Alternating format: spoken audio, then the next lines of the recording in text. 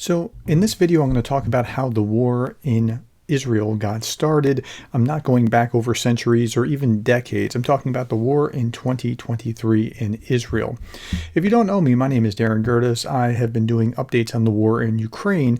I have 846 videos as of today about the war in Ukraine, which has lasted about a year and a half so far.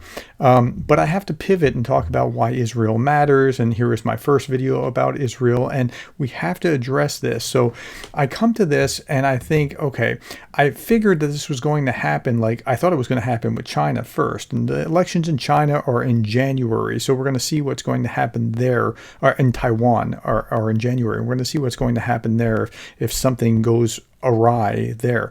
But I want to preface by saying if China attacked Taiwan, I wouldn't I wouldn't say, well, Taiwan's to blame too because they did this. Same thing here with what's going on with Israel. Israel was sucker punched by Hamas. And if you want to understand what the Muslim world looks like, it looks like this. I talked about this in my last video.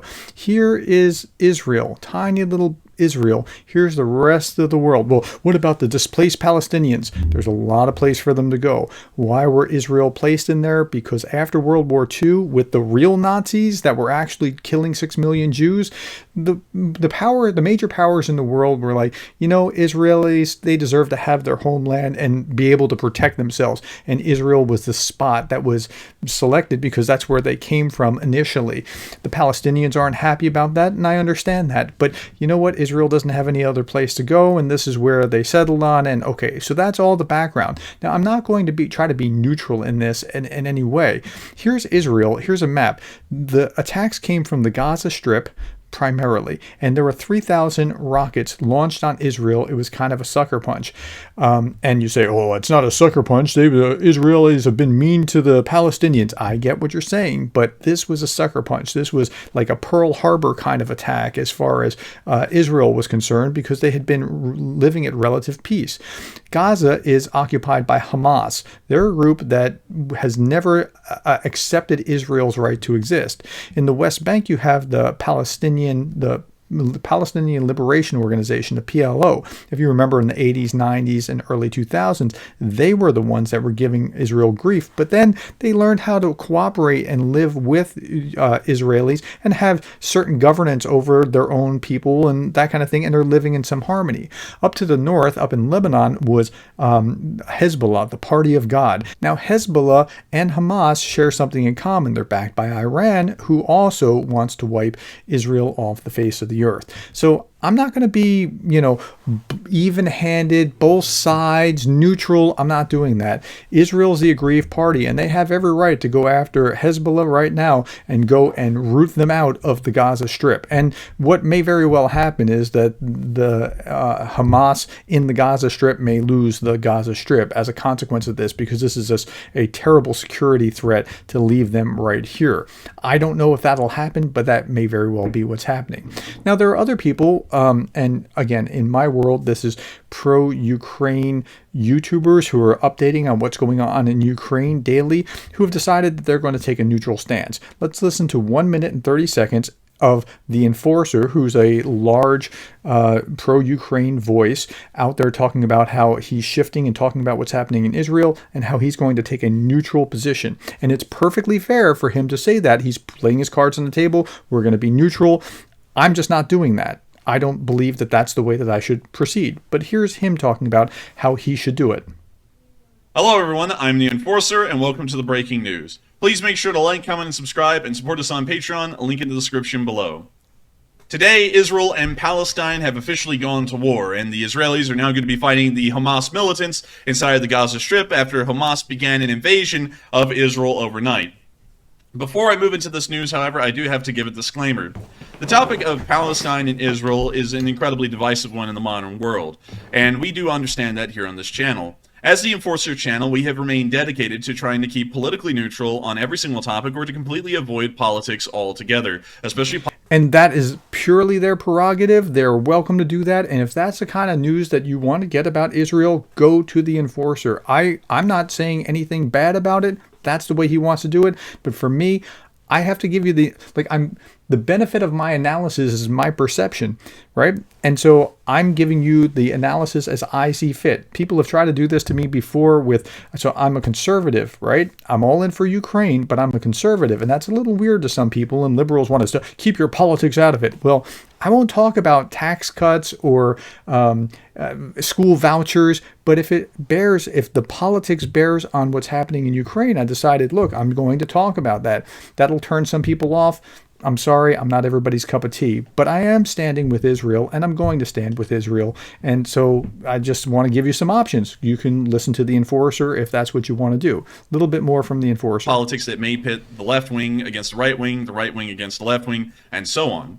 This channel is always going to be dedicated to that role and that mission of making sure that our news coverage outside of the war in Ukraine, where we do clearly state that we are pro-Ukrainian, we will be making sure that all of our news coverage is as neutral as it can possibly be. Of course, however, we cannot deny facts as well. We will not be looking at the entire situation of the history of Israel and their relationships with Palestine, or the history of Palestine and their relationships with Israel. We'll only be talking about the facts and information that we have had presented to us over the past 18 hours since the armed invasion by the Hamas. And nor do they have the bandwidth to be able to relitigate that. So if that's the position that they want to take and that's what you want to listen to, I'd urge you to go listen to the Enforcer. That's not for me. I'm going to stand with Israel and show things from that perspective. And there's a reason for that. Israel's been sucker punched. Here's another channel. This is Task and Purpose, talking about the same kind of thing. Hamas military commander Mohammed Deif said, quote, "This is the day of the greatest battle to end the last occupation on earth," end quote. So according to He wants this battle. He wants this fight with Israel. Like, that's what he was saying. Okay, let's continue, because he's about to say the same thing as the Enforcer. To Hamas, this is only the beginning of a very long battle that they've been planning for. The Israeli-Palestinian conflict is an incredibly sensitive and complex battle to cover. So I want to be upfront with you and let you know that I'm going to do my best to be as unbiased as possible and to focus on the ground war itself. What I'm not going to do is try to litigate the entire history of grievances between Israel and Palestine, which is an important aspect to the conflict, but it's beyond the scope of this video, and you can easily find that information elsewhere. We hear about skirmishes between... Okay, so that's his stance, and he's fine to have his stance. That's just not how I'm going to operate. So how am I going to operate? Much more like Dennis Davdov, who's also a pro-Ukraine YouTuber, who said this. And we're going to watch about 3 minutes of Dennis, and then we'll read a little bit about what's happened so far, and then we'll listen to Peter Zion as well and get his take on this. Hello my friends and welcome. At the first half of the video we're gonna deviate from the Ukrainian topic because today we have some big and bad news from Israel.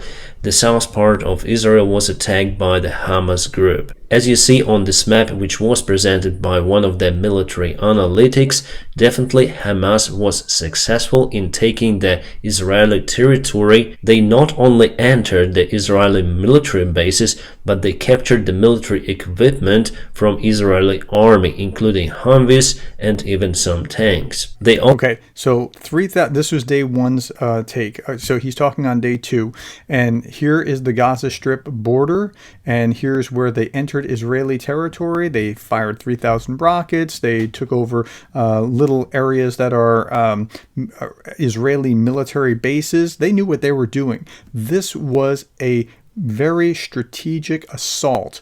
They also raped, they also kidnapped, they also have taken children hostages. I mean, this is bad, right? Okay, let's keep listening.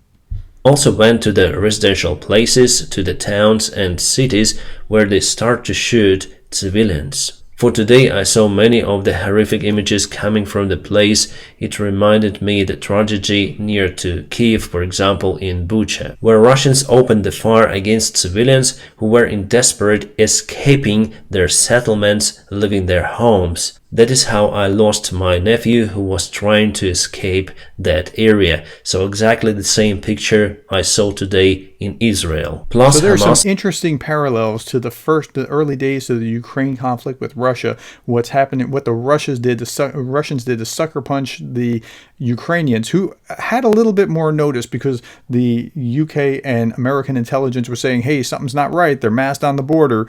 But still, like, nobody believed that they would actually go over the border until they did, and there was a wave of destruction that followed. Took lots of the hostages, including kids and elderly people.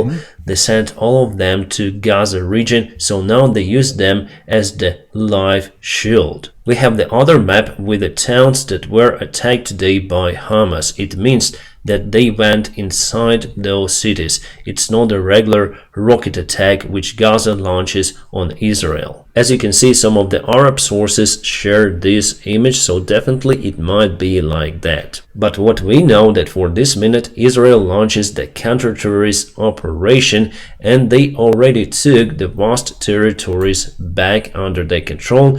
And also we have the information that Israeli forces entered the north part of the Gaza region. But definitely this morning started from the massive rocket attack on the Israeli territory from Palestine, including Tel Aviv. Some experts say that around 5,000 missiles were launched, so the Iron Dome wasn't able to cope with all of them. Some of those missiles hit one of the biggest electrical power plant in Israel, severely damaging the facility. You may see M113 armored vehicles which were captured in one of the Israeli military bases, also the Merkava tank and something else. And this is the satellite image of the Israeli territory which was taken today. You can see lots of the smoke near to the Gaza region. Again, there are many images. I mean, that's pretty amazing that that's smoke from satellite, visible from satellite imagery, right? So, again, the Hamas sucker punched Israel. Let's not go back and relitigate the past and try to figure out like, hey, but Palestine did this to Israel, Israel did this to Palestine. No. What's going on in 2023? You could get along. There's a model where the PLO is getting along with Israel, but you decide not to. Now, this reminds me of a kid I knew growing up who he had a black eye and he's walking down the street and I was like, whoa, what happened? And he said, well, he wanted to fight and I didn't, so we fought. That's the way this is working. If one party wants to fight, two parties are going to have to fight. And that's where we are right now. In internet of what those bastards are doing in Israel with civilians. Basically looks the same as what Russians did in Ukraine, but at the same time the Hamas films it. So basically this whole part was captured by the terrorists, sponsored by Russia and mostly Iran. That is how there are strong links to Iran and then more tenuous links to Russia, but nonetheless there's some backing there. It's a really interesting thing how that plays out, and but particularly with Iran, the links are strong.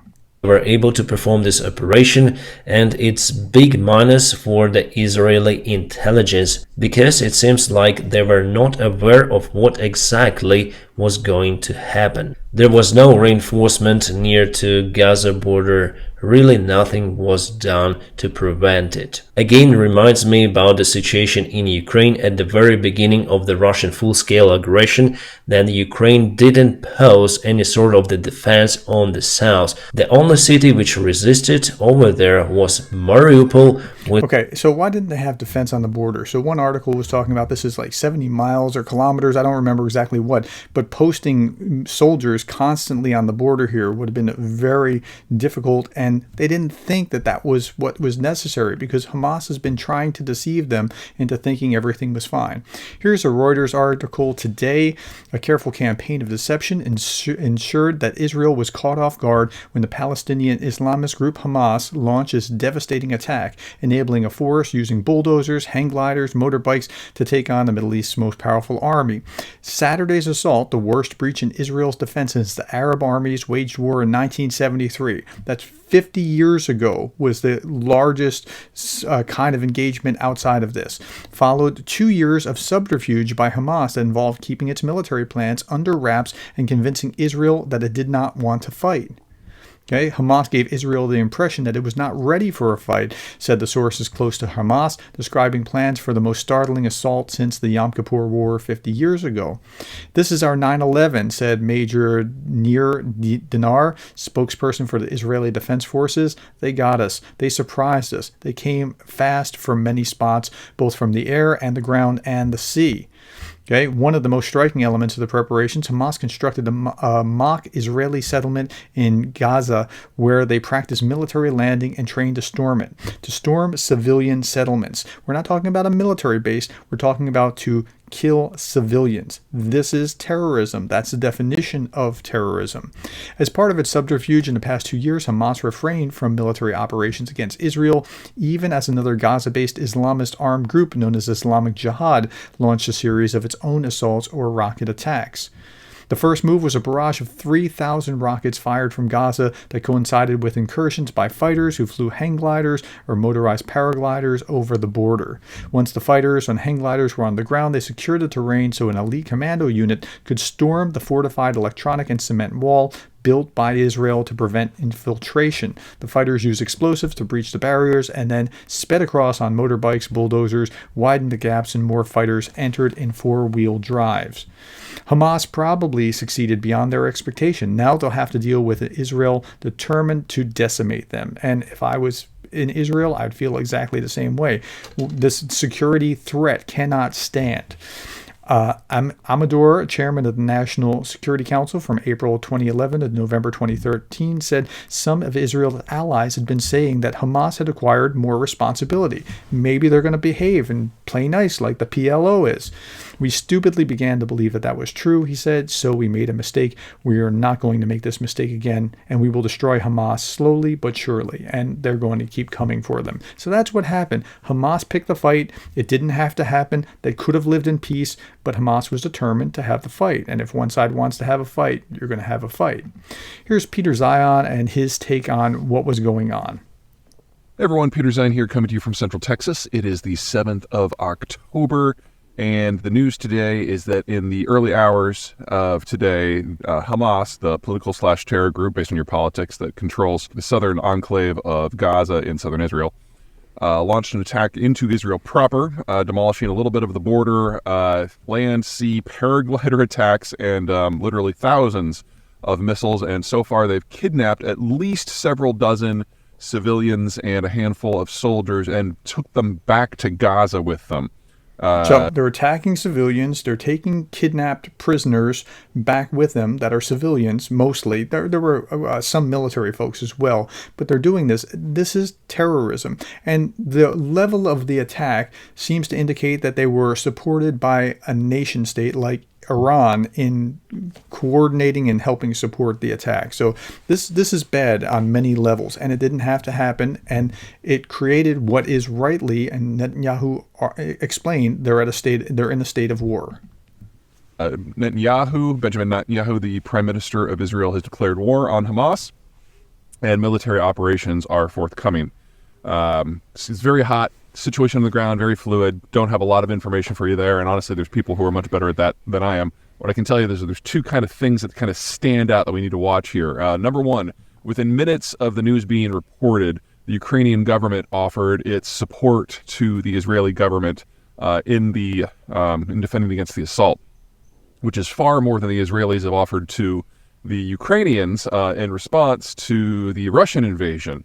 Now, there's two things. Zelensky offered his support directly and said that he stands with them, and the Ukrainian parliament offered their support or made their statement as well. Now, these statements have been made by the U.S. and the U.K. and Germany, right? I mean, all kinds of European nations offering their support and condemning what Hamas was doing. Of course, on the other side of that equation, Iran was fully throatedly saying that this is a great thing, and they were dancing around in the parliament building in Iran, proclaiming death to America, death to Israel.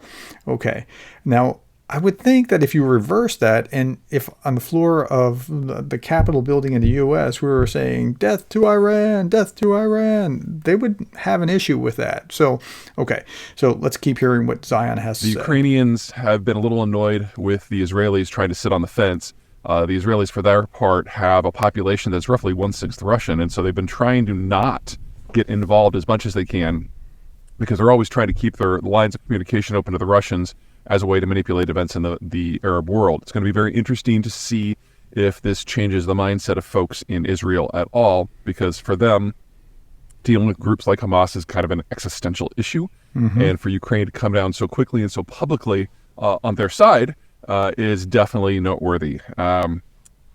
There is no direct indication of Russian involvement here, but there are a lot of tactics that are very familiar that we've seen. The Hamas group has actually shared footage of some of its attacks, including attacks on civilian targets, which, under normal circumstances would be considered a war crime pretty much anywhere, but the rules in the Middle East are a little odd. And we know that the senior leadership of Hamas has been in and out of Moscow quite a bit over the course of the last year. So it's going to be interesting to see how that whole dynamic changes politically. Second aspect. So with that, has Russia behind it? Well, probably through back channels or something. I don't know that there's anything tying them directly, but at least Iran is certainly behind it. And the Hamas has been paying attention. If you look at some of the footage, the drones attacking tanks and things along those lines, they've been paying attention to what's been going on in Ukraine as well, and the tactics that have been used in Ukraine. Aspect is political strategic as well. And that is that the Saudis and the Israelis have been hip deep in negotiations on a normalization program. Right now, most of the countries of the Arab world still don't recognize Israel as a independent state and an entity.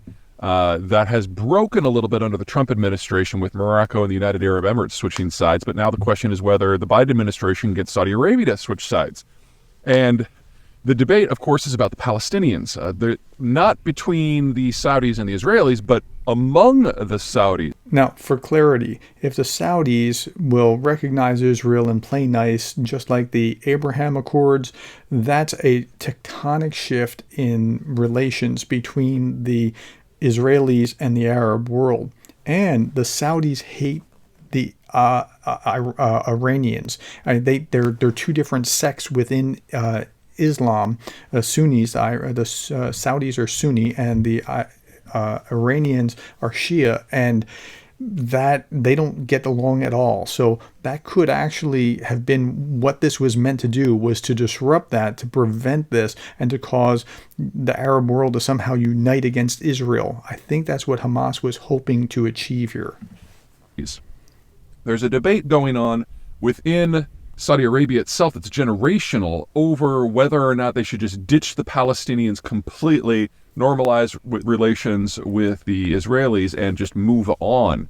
The older generation of the king, who's probably senile at this point, wants to continue to back the Palestinians, whereas the younger one, ruled by the crown prince, Mohammed bin Salman, really doesn't care at all.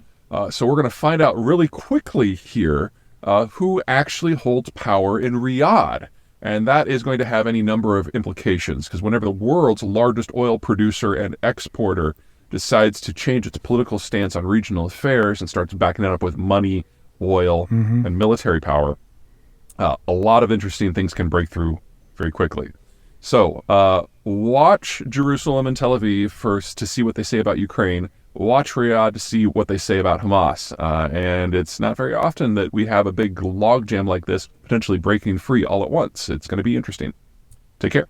Okay, so I hope that helps provide a good sense of some of the context of how it happened and why it happened and those kind of things. I do want to reaffirm, I stand with Israel. And if you don't want that, then maybe don't watch those videos.